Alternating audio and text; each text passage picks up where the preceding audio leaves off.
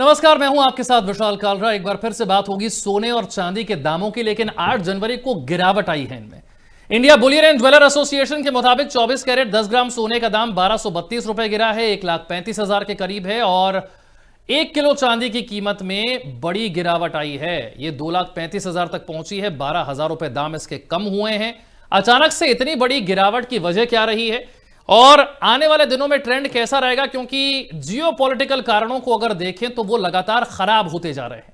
आपने पिछले कुछ दिनों में देखा है, नया साल शुरू होते ही डोनाल्ड ट्रंप साहब का धमाका आपने देखा। वेनेजुएला से उनके राष्ट्रपति को वो उठाकर ले आए, और जो बाकी जगहों पर जो युद्ध चल रहे हैं वो भी थमने का नाम नहीं ले रहे हैं। भारत को धमकियां लगातार मिल रही हैं, और अब तो धमकी ऐसी है कि 500% टैरिफ लगा दिया जाएगा अगर रूस से आपने तेल खरीदना बंद नहीं किया तो। इन सब बातों का असर सोने और चांदी के दामों पर पड़ता है, ये हम जानते हैं। और इसी पर चर्चा के लिए हमारे साथ अर्थशास्त्री शरद कोहली साहब जुड़ गए हैं।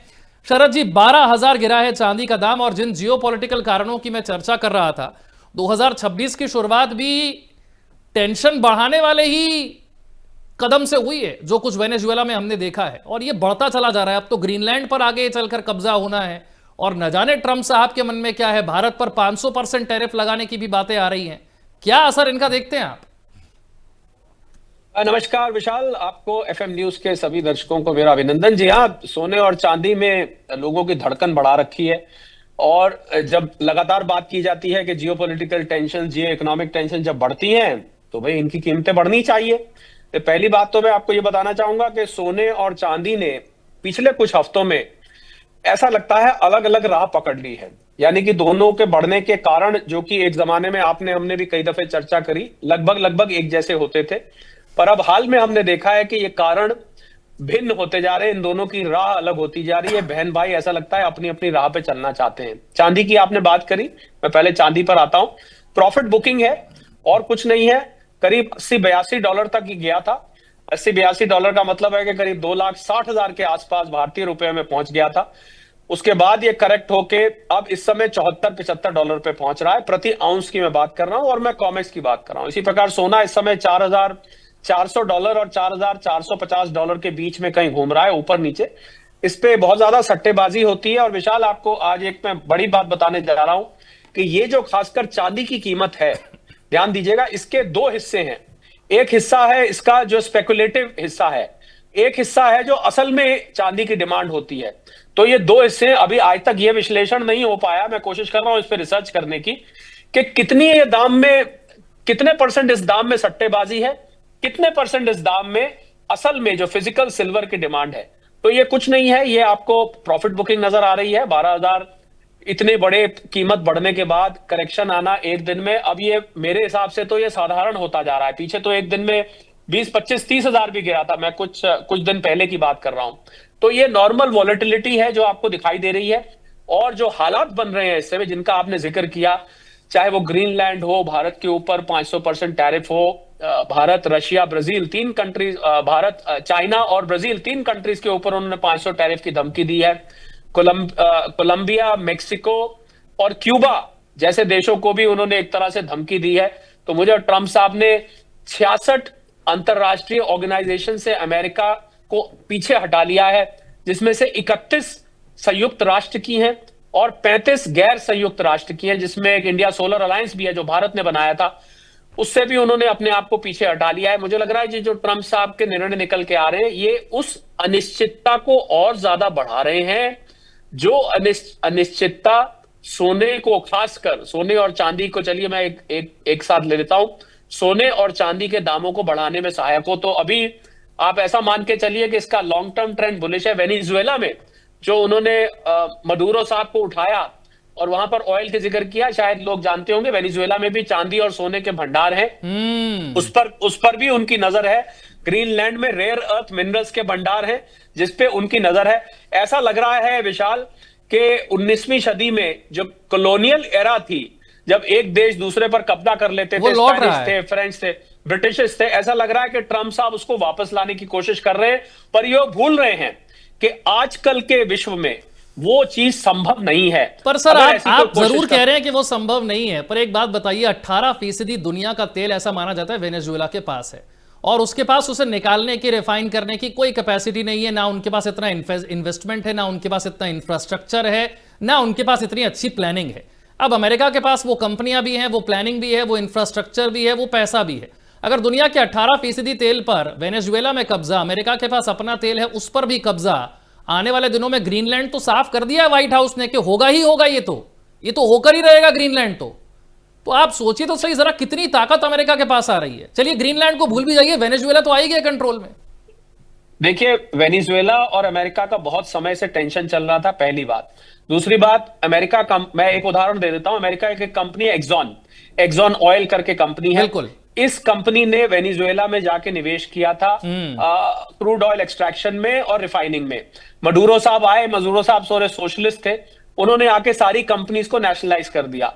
इस कारण से अमेरिकन कंपनीज को वापस जाना पड़ा। ट्रंप साहब का कहना यह है कि हमारे दम पर तुम ऑयल से पैसा बना रहे थे, हमारे दम पर ऑयल निकाल रहे थे, हमारा इंफ्रास्ट्रक्चर था, हमारी इन्वेस्टमेंट थी और हमारी कंपनीज को निकाल दिया गया। ट्रंप साहब को इस बात से रोष था कि हम मदुरो को हटाएंगे और हम इसको वापस लेकर आएंगे। परंतु ये ग्रीनलैंड वाली जो ये सारी खीर है ना, इसको चाटना इतना आसान नहीं है, क्योंकि 7 नेशंस यूरोप के विशाल वो इस समय खड़े हो गए हैं साथ में। और डेनमार्क का आपको पता है, अभी उसको एडमिनिस्टर डेनमार्क करता है। बिल्कुल। और नेटो टूटने की कगार पे आ गया है। तो ट्रंप साहब ये जो अपने देश को अलग थलग करने की कोशिश कर रहे हैं कि मुझे किसी से कोई मतलब नहीं है, मुझे नेटो से कोई मतलब नहीं, मुझे यूरोप से कोई मतलब नहीं, मुझे चीन, Russia, Bharat, Brazil, Cuba, Colombia, मुझे किसी से कोई मतलब नहीं है। तो भला वो ये बता दें पहले उनका दोस्त है कौन। हकीकत यह है, वो सोच रहे हैं कि अमेरिका किसी और ग्रह पे रहता है, किसी और प्लैनेट पे रहता है। ये इसको हम अंग्रेजी में बोलते हैं विशाल, रेसिपी फॉर डिजास्टर। जहां भारत एक तरह वसुधैव कुटुंबकम की बात करता है, वहां अमेरिका अपने आप को पूरी दुनिया से अलग समझ रहा है। ये पॉलिसी नहीं चलेगी। इसलिए नहीं चलेगी, मैं आपको जवाब दे देता हूं इस बात का, क्योंकि अमेरिका आज, अगर अमेरिका है, विशाल ध्यान दीजिएगा, अगर अमेरिका आज अमेरिका है तो अमेजॉन की वजह से, माइक्रोसॉफ्ट की वजह से, गूगल की वजह से, मेटा की वजह से, कोका कोला की वजह से, पेप्सी की वजह से, मैकडॉनल्ड्स की वजह से, मैं अभी नाम लेते चले जाऊंगा। ये आलू टमाटर की तरह आपको पूरी दुनिया में ये ब्रांड दिखाई देते हैं। अमेरिका इसलिए बना क्योंकि ये ब्रांड्स ग्लोबल ब्रांड्स बन गए। जिस विश्व ने अमेरिका को अमेरिका बनाया, अगर उस विश्व से अमेरिका अपने आप को अलग थलग करता है तो डॉलर का बेड़ा गर्क हो जाएगा। America will be in trouble. और ये मैं आपको बताऊं, ये जो 2026 में मिड टर्म इलेक्शंस हैं और एप्स्टीन फाइल्स हैं, उससे ध्यान भटकाने का ये एक प्रयास है। उनको पता लग गया है कि मैंने mid term election US Congress में हार जाने हैं। उन्होंने तो यहां तक बयान दे दिया कल कि अगर मैं हार गया मिड टर्म इलेक्शन तो मुझे सेनेट से इंपीच कर दिया जाएगा, तो मैं क्यों ना कॉन्स्टिट्यूशन ही बदल के रख दूं। इस तरीके की बात कर रहे हैं। उन्होंने रशिया की शिप को कैप्चर किया है। कर लिया। रशिया के पास 6000 से ज्यादा न्यूक्लियर हेड्स हैं। वो किससे पंगा ले रहे हैं, क्यों पंगा ले रहे हैं, क्या उनके दिमाग में है, भगवान जाने। मैंने तो विशाल कल सुबह 5 ब्राह्मण बुलाए हैं और एक हवन करा रहा हूं। May sense prevail on president Trump, इस नाम से हवन करा रहा हूं। 5 ब्राह्मण बनाए हैं। भैया जो भी निर्णय ले रहे हो, कम से कम दुनिया का सत्यानाश तो मत करो। अरे दुनिया का मत करो, कम से कम अमेरिका का सत्यानाश तो मत करो। अमेरिका की अपनी जनता विशाल उनके खिलाफ हो गई है। एनीवे, बात हुई थी सोने और चांदी की। ये जो टेंशन है, इसका असर क्या है सोने और चांदी पर? जो भारत में बैठा निवेशक है वो इस पूरे ड्रामा को देखे कैसे? भारत में बैठे निवेशक को, अगर सोने चांदी में आपने पैसे रखे हुए हैं, बात तो खुश होने की नहीं है, परंतु सोने चांदी के निवेशक को खुश हो जाना चाहिए, क्योंकि लॉन्ग टर्म में ये जो टेंशन है ये उसको ऊपर लेके जाएंगी। और चाइना ने करीब करीब 60-70% चांदी रिफाइनिंग पर अपना कब्जा जमा लिया है। तो ट्रंप साहब वेनेजुएला से कुछ अगर चांदी निकाल भी लेंगे, इतना फर्क नहीं पड़ने वाला है। इन दोनों का ट्रेंड ऊपर की तरफ है। ये सारे फैक्टर्स भले ही बुरे हों दुनिया के लिए, परंतु सोने चांदी के लिए ये फैक्टर्स फॉर ए चेंज अच्छे हैं। तो जिन लोगों ने निवेश किया हुआ है, कुछ प्रॉफिट बुक करना चाहते हैं, कर ले, अपने इन्वेस्टमेंट एडवाइजर से सलाह ले, फाइनेंशियल एडवाइजर से सलाह ले और थोड़ा थोड़ा करके निवेश करें। ये सारे फैक्टर्स सोने और चांदी को रॉकेट की तरह ऊपर ले जाने की तरफ अनुकूल दिखाई दे रहे हैं। आपकी बात का मैं सटीक जवाब दूं। प्रॉफिट बुकिंग क्या अभी ज्यादा देखी जा रही है? क्या डर थोड़ा सा ज्यादा है, या लग रहा है नहीं, समय समय पर इतनी प्रॉफिट बुकिंग बिल्कुल आम है, नॉर्मल है? बिल्कुल नॉर्मल है। जब देखिए, आप स्टॉक मार्केट भी देखेंगे, क्योंकि इसका सबसे नियरेस्ट एग्जांपल स्टॉक मार्केट है। जब मार्केट ऊपर चलती है तो मार्केट का ट्रेंड ऐसे नहीं रहता है। मैं आपको हाथ से चला के बता रहा हूं। बिल्कुल। उसका ट्रेंड रहता है ऐसे, फिर ऐसे, फिर ऐसे, फिर ऐसे, फिर ऐसे। ये एक टिपिकल ट्रेंड होता है एसेट क्लास का, क्योंकि हर व्यक्ति का प्रॉफिट का एक ऑब्जेक्टिव होता है, एक एम होता है विशाल। तो वो जब ऑब्जेक्टिव अचीव हो जाता है वो प्रॉफिट बुक करके आता है। तो अगर लोग प्रॉफिट, मैंने तो, मुझसे किसी ने कल पूछा, मैंने उनको कहा अगर आपके पास, उसने उसने मुझे कहा साहब हमारे पास 1 किलो शायद सोना रखा है, पुश्तैनी सोना है। मैंने कहा आप आधा किलो प्रॉफिट बुक कर लीजिए, अपना आधा किलो प्रॉफिट बुक करके बाकी के आधा किलो को चढ़। तो एक कहावत होती है इन्वेस्टमेंट में, profit in the bank is better than profit in the books. यानी कि प्रॉफिट जो आपके पास आ गया वो कागजों के प्रॉफिट से अच्छा है। तो लोगों को प्रॉफिट बुक कर मुनाफा वसूली करने का सबको हक है। देखिए आपको, आप पार्टी जब भी करेंगे जब कुछ पैसे बैंक में आ जाएंगे। तो ये प्रॉफिट बुकिंग नॉर्मल है, इसमें बिल्कुल इससे हैरान नहीं होना चाहिए। जो चांदी इतना $82 गई, $79 आई, इस समय $74-75 है, फिर बीच में $78 चली गई, फिर वापस $74 पे आ गई। मुझे लग रहा है ये एक चांदी में, और दूसरा हम ये ना भूलें विशाल कि इसमें सट्टेबाजी बहुत ज्यादा हो रही है। आपको हैरानी होगी जान के, 1 किलो चांदी पर, चलिए आपको एक बड़ी बड़ी बात बताने जा रहा हूं, 1 किलो चांदी पर 356 गुना उस पर सट्टेबाजी होती है। यानी कि 1 किलो चांदी फिजिकली एक्सचेंज की जाती है, 356 गुना चांदी पेपर कॉन्ट्रैक्ट में। ये बहुत बड़ी बात है, इसे थोड़ा सा और एक्सप्लेन करना जरूरी है। हम जो चांदी खरीद रहे हैं पेपर पर, वो चांदी आप अगर फिजिकल डिलीवरी मांगने लग जाएं किसी दिन, तो क्या ये संभव होगा? है ही नहीं। आपको यही तो मैं बताने जा रहा था। देखिए मैं आपको समझा देता हूं खेल क्या है। कमोडिटी एक्सचेंज में, जैसे भारत में एमसीएक्स है, जब चांदी ट्रेड की जाती है, तो जैसे ईटीएफ जब आप निवेश करते हैं किसी एसेट मैनेजमेंट कंपनी के पास, तो उस एसेट मैनेजमेंट कंपनी को उतना चांदी या सोना अपने वेयर हाउस में रखना पड़ता है। परंतु जो कमोडिटी एक्सचेंजेस होते हैं, यहां पर ज्यादातर कॉन्ट्रैक्ट डेरिवेटिव होते हैं, वो एक्सपायरी वाले होते हैं। तो बहुत कम लोग होते हैं जो इन कॉन्ट्रैक्ट्स को एनफोर्स करते हैं। एनफोर्स करने का मतलब यह है कि एक्सपायरी वाले दिन आपने प्रॉफिट या लॉस बुक नहीं किया, आपने कमोडिटी एक्सचेंज को यह कहा कि साहब मुझे इसकी डिलीवरी चाहिए। अब सब लोग तो डिलीवरी मांगते नहीं है, तो कमोडिटी एक्सचेंजेस को भी ये कई बार वेयर हाउस में इतना नहीं होता, उनको अरेंज करना पड़ता है। आपको यह भी हैरानी होगी जान के कि अगर कोई व्यक्ति एक्सपायरी वाले दिन सोने चांदी की डिलीवरी मांगता है, कई बार एक्सचेंजेस को कई हफ्ते लग जाते हैं उसको अरेंज करने में। तो उतना सोना चांदी तो है ही नहीं जितना ट्रेड किया जाता है। मैंने आपको कहा तो एक के पीछे 356 कॉन्ट्रैक्ट। तो ये कितना खतरनाक है, ये कितना खतरनाक है, ये भी एक आम बात है, ऐसे ही चलता है सिस्टम। ये पर इस समय ज्यादा हो रहा है। ऐसे चलता है हमेशा सारे, ये तो स्टॉक्स में भी चलता है, ये नॉर्मल है। परंतु दिक्कत क्या है कि इस समय ज्यादा हो रहा है, तो एक बबल बना हुआ है इस समय। और मैं आपको एक और जानकारी दूं विशाल, जो शायद आज तक मैंने किसी चैनल पे नहीं बोला है, कि जिस प्रकार से चांदी की शॉर्टेज दुनिया भर में महसूस की जा रही है, सोलर सेल्स में, एआई डेटा इक्विपमेंट में, इलेक्ट्रिक व्हीकल्स में, उसको लेके बहुत सारी कंपनियां परेशान हैं। और इस पे रिसर्च चल रही है कि क्या हम चांदी का विकल्प ढूंढ सकते हैं। और आपको पता है जब साइंटिस्ट रिसर्च करते हैं तो 6 महीने में नहीं, साल में नहीं, 2 साल में आप कुछ ना कुछ उसका ऑल्टरनेट निकाल लेते हैं। बिल्कुल। अगर ये ऑल्टरनेट निकल आया तो जो 50% चांदी कंजम्पशन हो जाती है, कंज्यूम हो जाती है इन सब चीजों में, उस चांदी का विकल्प निकल आएगा तो चांदी एकदम उस समय क्रैश भी कर सकती है। पर अभी कोई विकल्प निकल के नहीं आया, इस पर रिसर्च चल रही है। और ये जो ट्रंप साहब ने 500% टैरिफ लगाने की धमकी भारत, चाइना, ब्राजील को दी है ना, वो ये भूल गए कि चाइना से अभी उन्होंने अक्टूबर में एक क्विक फिक्स कॉन्ट्रैक्ट किया था कि हमें 17 रेयर अर्थ मिनरल्स आप 1 साल तक देते रहेंगे। वो इसको भी भूल गए कि अगर चाइना ने वो रेयर अर्थ मिनरल्स रोक दिए तो टेस्ला का काम रुक जाएगा, निविडिया का काम रुक जाएगा, क्योंकि एआई डेटा इक्विपमेंट्स में इन चीजों का इस्तेमाल किया जाता है।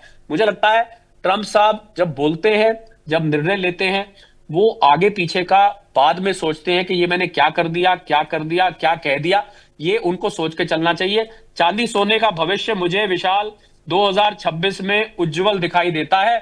और जिन लोगों ने प्रॉफिट कमाया है या जो लोग प्रॉफिट कमाने वाले हैं, उनका एक रिटर्न धन्यवाद बनता है प्रेसिडेंट डोनाल्ड ट्रंप को।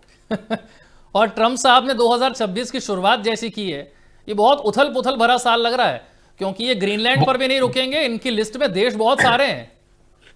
बहुत ज्यादा उथल पुथल वाला लग रहा है विशाल। मुझे तो यहां पर विश्व युद्ध 3 की आहट सुनाई दे रही है। हम लोग जियो पॉलिटिक्स को भी बहुत क्लोजली फॉलो करते हैं, आप तो मीडिया से आते हैं, आप लोगों का तो काम ही है, पर एज एन इकोनॉमिस्ट हम लोगों को बहुत क्लोजली फॉलो करना पड़ता है। क्योंकि नेटो अगर टूट जाता है तो रशिया का काम आसान हो जाएगा। रशिया आज नेटो की वजह से, आज तक यूक्रेन में, हम सबको पता है प्रॉक्सी वॉर चल रहा है। यूक्रेन के पास हथियार किसके हैं? नेटो के हैं, अमेरिका के हैं। आज तक रशिया ने उन पर अटैक, क्योंकि नेटो एक ऐसी शक्ति थी जो कि जिसकी शक्ति रशिया उसका मुकाबला करने में कठिनाई हो सकती थी। पर नेटो के टूटते ही विशाल रशिया उन पर अटैक कर सकता है इन राष्ट्रों में। और रशिया के पड़ोस में एक देश है बेलारूस, वहां पर ऑर्शनिक नाम की मिसाइल है जो कि न्यूक्लियर हेड्स कैरी करती है।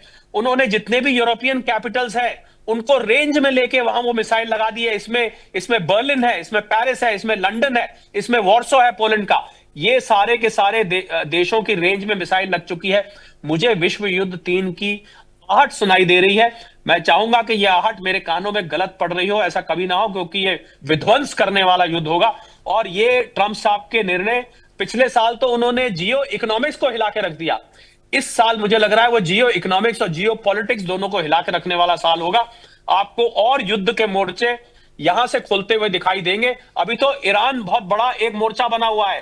ईरान के अंदर जो कलह चल रही है, वहां रिजीम चेंज अब तय माना जा रहा है। रिजीम चेंज, खमीनाई साहब की भागने की बात चल रही है, अमेरिका का वहां दखलंदाजी चल रही है। मुझे लग रहा है ये मिडिल ईस्ट में एक और टेंशन का, बहुत बड़ा टेंशन का केंद्र बन सकता है। बात सोने चांदी की थी, सोने चांदी के लिए ये सब म्यूजिक है, चाहे वैसे बहुत अच्छी बातें नहीं हो जो हम कर रहे हैं, पर सोने चांदी के लिए म्यूजिक है। मुझे ये साल बहुत ही खतरों भरा लग रहा है। बाकी आप किसी ज्योतिषी को बुलाइएगा, वो आपको ग्रहों की गणना करके बताएंगे, पर मेरी जो एनालिसिस कहती है कि बहुत ही खतरनाक सिचुएशन बन रही है। अच्छा, ये जो सारा ड्रामा ट्रंप साहब क्रिएट कर रहे हैं, इसका भारत की इकोनॉमी पर आप असर कितना देखते हैं? डॉलर वर्सेस रुपी को किस तरीके से आप देखते हैं? भारत के शेयर मार्केट पर क्या असर देखते हैं? क्योंकि जैसे ही ट्रंप साहब ने कहा 500% टैरिफ, भारत में हम देखते हैं स्टॉक मार्केट गिर जाता है। देखिए, स्टॉक मार्केट एक छोटे बच्चे की तरह है विशाल। स्टॉक मार्केट बहुत जल्दी रिएक्ट करता है अनाउंसमेंट के, और उतनी जल्दी, आपने नोट किया होगा, आपको तो वर्षों हो गए, उतनी जल्दी रिकवर भी करता है। देखिए, पहले ही टैक्स 50% टैरिफ लग गए थे। एक कहावत होती है पंजाब में विशाल, मैं उसकी हिंदी बना के बता देता हूं कि जहां सत्यानाश वहां सवा सत्यानाश। अरे 50% तो आपने लगा ही दिए थे, आप 500 छोड़ 5000 कर दीजिए। ये आप सीधा क्यों नहीं कहते कि भैया यहाँ अपना सामान यहाँ मत बेचो, हमें आपका सीधा बोल दीजिए ना कि अपना सामान यहाँ मत बेचो। क्या ये टैरिफ का गेम खेल रहे हैं? मुझे लग रहा है भारत इसमें से अछूता निकल आएगा। आप देखिएगा, भारत के 7.4% के एडवांस एस्टिमेट्स आए हैं। भारत का एक्सपोर्ट लगभग 800 साढ़े 800 बिलियन डॉलर का अभी भी टिका हुआ है। भारतीय एक्सपोर्टर्स, मैं बहुत सारे एक्सपोर्टर्स के संपर्क में हूं जिन्होंने ऑस्ट्रेलेशिया में, यूरेशिया में, मिडिल ईस्ट में, अफ्रीका में, लैटिन अमेरिका में, यूरोप में दूसरी मार्केट्स ढूंढ ली है। उनका काम कुछ समय में अपना नॉर्मल आ जाएगा। पछताने वाला इसमें एक ही देश होगा, वो है अमेरिका, जो अपने आप को अलग, उनके दिल पे सांप लौट रहा है कि सपेरों के देश 7.4% के एडवांस एस्टिमेट जीडीपी कर रहा है। और आपको एक और मजेदार बात बताऊं कि अमेरिका में वॉल स्ट्रीट पर इस समय एक लॉबी है जो अमेरिकी स्टॉक मार्केट्स को लगातार नई ऊंचाइयों पर ले जा रही है। वरना अमेरिका के जो आर्थिक पैमाने हैं, इन कॉस्ट ऑफ लिविंग बढ़ रही है, इन्फ्लेशन बढ़ रही है, दिखाई कुछ और जा रही है, जीडीपी ग्रोथ 1.8% दिखाई जा रही है, हकीकत कुछ और है। ये सारे के सारे आंकड़े कुछ और बता रहे हैं। शेयर मार्केट कहीं और जा रही है। साफ पता लग रहा है कि शेयर मार्केट को, ट्रंप साहब को लग रहा है इसको बल्ले बल्ले दिखाओ तो लोगों को लगेगा कि भाई मिड टर्म इलेक्शन में इसी शख्स को वोट देना है। क्योंकि अमेरिका में बहुत सारे सिटीजन है, भारत में तो 20 करोड़ डीमैट अकाउंट है विशाल। अमेरिका में बहुत बड़ी तादाद में लोग पार्टिसिपेट करते हैं सिक्योरिटीज मार्केट में। उनको लग रहा है इन लोगों को मुनाफा करा दो, इन लोगों को खुश कर दो। परंतु अमेरिकी जनता बेवकूफ नहीं है, वो इस बात को अच्छी तरीके से जानते हैं। उनकी अप्रूवल रेटिंग गिर रही है और आंतरिक विरोध अमेरिका में देखने को मिल रहा है जगह जगह। क्योंकि 500% टैरिफ जब से लगे हैं, जब से वेनेजुएला पर उन्होंने वेनेजुएला के लीडर को जब से उठाया है, जब से वो ग्रीनलैंड पे कब्जा करने की बात कर रहे हैं, अमेरिका में इसको बहुत ही कम लोग हैं जो फेवर कर रहे हैं। ज्यादातर जनता अमेरिका की पीस चाहती है, अमन चाहती है, इस तरीके का पंगा लेना नहीं चाहती है। यह बात बहुत स्पष्ट है और यह आपको मिड टर्म इलेक्शंस में देखने को मिल जाएगा विशाल। क्या 2026 में आप स्टॉक मार्केट में किसी बड़ा क्रैश होते हुए भी आपको नजर आता है इस अमेरिका की वजह से जो कुछ भी हो रहा है? जी हाँ, देखिए, कहा जाता है अमेरिकन मार्केट छींक मारती है, जुकाम लग जाता है दुनिया को। यह बात तो सच है, तो यह हमें स्वीकार करनी पड़ेगी। वर्ल्ड का सबसे बड़ा फाइनेंशियल सेंटर है, भले ही 38 ट्रिलियन डॉलर के उधार के नीचे दबा हुआ है, पर फैक्ट यह है कि वो है। जी हां, हमें बहुत ज्यादा वॉलेटाइल इस साल स्टॉक मार्केट आपको दिखाई हुई देगी। आपने देखा निफ्टी 26,300 पे ऑल टाइम हाई पे क्लोज हुआ, उसके बाद गिर के अब 26,000 से नीचे आके क्लोज हो रहा है। जब जब मार्केट ऊपर जाने की कोशिश कर रही है, तब तब ट्रंप साहब की हैट में से कोई ना कोई ऐसी बात निकल आती है जो मार्केट को नीचे करती है।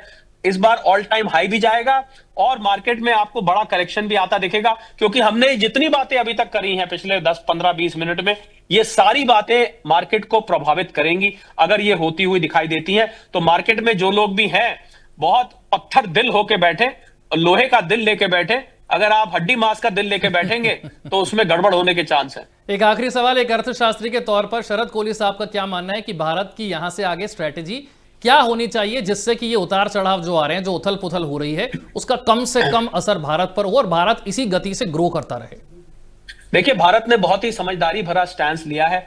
आपने देखा, अभी मेरे से आपसे पहले मैं किसी मीडिया प्लेटफॉर्म पे था, मुझसे ये सवाल पूछा गया कि भारत वापस क्यों नहीं जवाब दे रहा है। अमेरिका जब 25% अनाउंस कर देता है, 50 कर देता है, 500 कर दिया।